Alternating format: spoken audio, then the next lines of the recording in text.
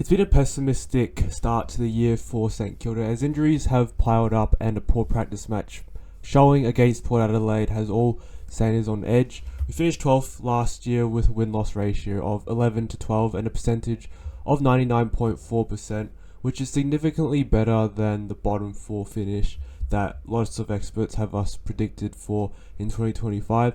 So are these predictions actually fair, or is an argument for improvement at St Kilda this year? Let's have a look.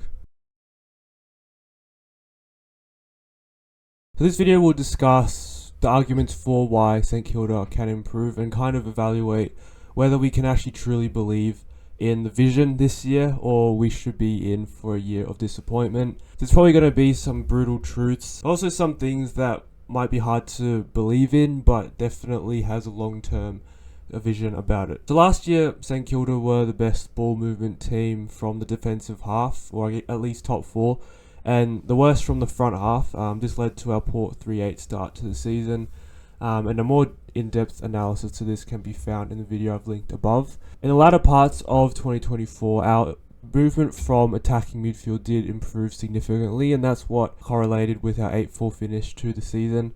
We went from about bottom 4 to about mid-table, around 12th, 11th, so there was a big improvement in that, and that ultimately was a tipping point for us to get over the line against teams like grand finalist Sydney, top 4 finisher Geelong, finals contender Carlton, and also Essendon. So those extra points that we got from that area of the ground were pretty significant in turning those results.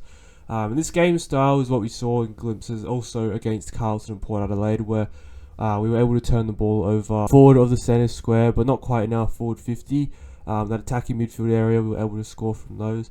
The main problem at the moment is our composure in our forward 50. So when we turn the ball over in our forward 50, we just overhand ball and miss targets, and we ultimately, that part of the ground should be the easiest to score from, and we fail to do so every single opportunity. And we had plenty of chances to do so against Port Adelaide, especially in that second quarter, and we just did not capitalise, and it ultimately cost us at least 3 or 4 goals in the end. And Port Adelaide took their chances. They didn't have that many of those, but they took them, and that's what ultimately cost us the game. So this begs the question, will St Kilda improve this year? It does depend on your definition of improvement, whether it's improvement on our ladder position or whether it's something else. And I'd argue for that something else, and that's the development of the young players in the team. Ultimately, we could probably mutually agree that our list at the moment is not good enough to contend for top 4, let alone win a premiership. So I think it's best to take a step back and really just focus on developing the list into something that could achieve those heights.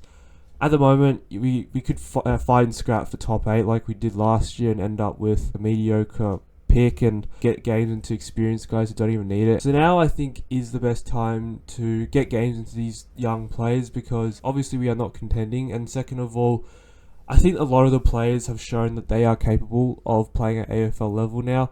We've got the likes of Sharman, Naz, Owens, Windy, Wilson, Garcia, Filippo, Caminiti, Hasty, O'Connell, Hall, Keeler, Ari, and the new draftees, Chevalier, Taru, Boxall and Dodson.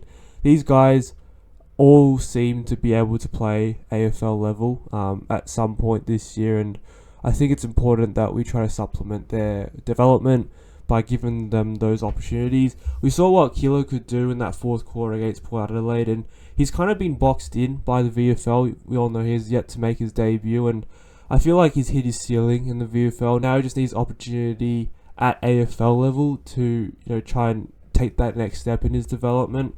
So we can't just keep playing these kids in the VFL, and I hope we see more of them at AFL level, because there's really nothing to lose by playing them. We might lose some more games, but we get more experience, get more camaraderie amongst the players. Their synergy improves with more chemistry. And then there's guys who could legitimately push for All-Australian.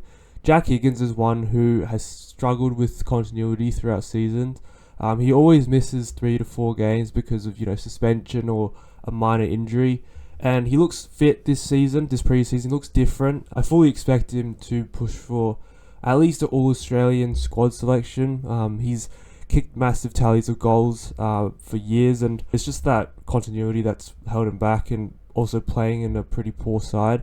So we saw last year, like, there wasn't really a standout small forward All-Australian.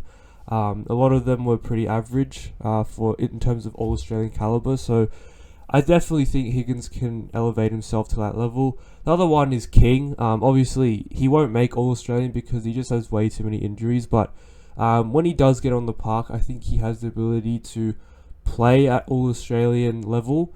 And kick bags of goals, win us games, things like that. If we see glimpses of that, and we see his health improve over the latter half of the season, I think that's already a pretty big win, considering how talented he is and how important he is for our future. And there's others such as Henry and Stocko, who are guys who people might not be completely convinced by, but they've just struggled for continuity as well. We just need guys to be healthy and continue their development, because it's getting to a point where the development of these players is just getting stunted by their unavailability. And the last point in terms of personnel is that we also need a replacement for Josh Battle, who departed the club at the end of last year. We don't really have a clear-cut replacement for him.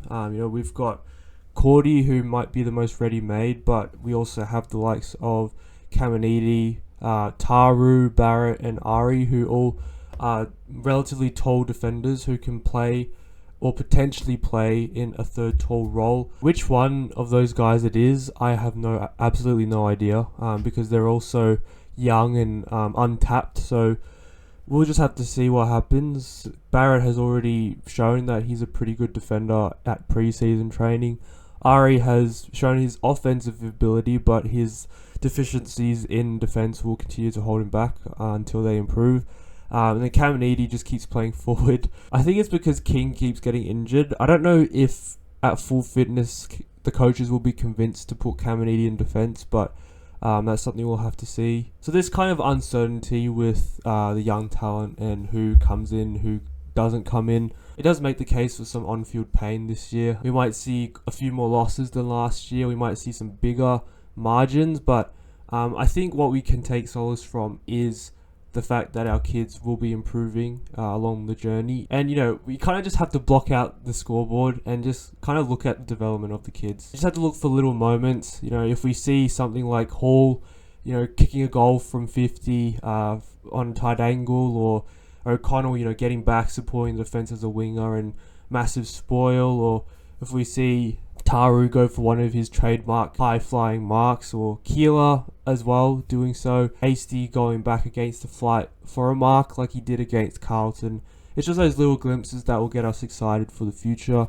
But this pain can be alleviated by a good game plan. As I touched on before, that forward half stuff is really important, and it is definitely our biggest area of improvement this year.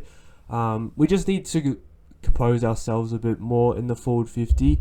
I think from attacking midfield, there isn't that responsibility to go for goals, so we do execute that part of the ground a bit better. But from forward 50, there's that pressure that you kind of have to make it perfect to put it through the big sticks, and the players just don't have that confidence yet because they haven't been able to do it for several years, and they just keep delegating it to the next guy, and eventually they lose that opportunity. So that's something that has to be trained up, and also I guess depends on natural talent and the natural goal nous that a player has.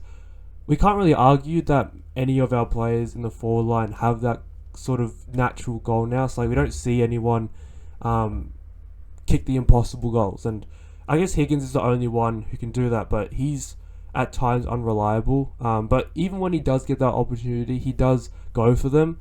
But the others like Butler, Owens, Wilson, even Hill, like, those guys don't have that natural knack for goal, and you can see that when they get the ball in the forward 50, they always try to handball it off to someone else. And that's why I think it's so important for someone like Lance Collard to develop this year. I have low hopes for him, to be honest, but we do need someone like him, a more natural goal nous in that forward line. Max Hall could be the solution to that. He's shown that he has the ability to hit the scoreboard, playing high half forward. He might have to play a bit deeper now that Butler is injured, and that could develop that side of his game. So we'll just have to wait and see on that. I think it also can be trained into it, like the coaches putting their faith into the players to execute the skill to kick the goal, and having that confidence for the players would be huge for them. But the other area of improvement obviously is the midfield. That is probably the most well documented area of weakness for us. Obviously, we've brought in Jack McRae this year. Hunter Clark is also fit now. He obviously missed a month or so with that soft tissue injury, but he's back now and played in the VFL, did quite well. So when he was in the side last year, we were extremely improved. Like he doesn't get the biggest numbers, and he looks like he's pretty lethargic when running back in defence. But what he does in the clinches for us can't be understated. He's very important in there. So having Steele at full fitness after his knee issue hampered him last year, McRae, who is perennially fit and always averaging 30 touches, massive addition to our team, by the way.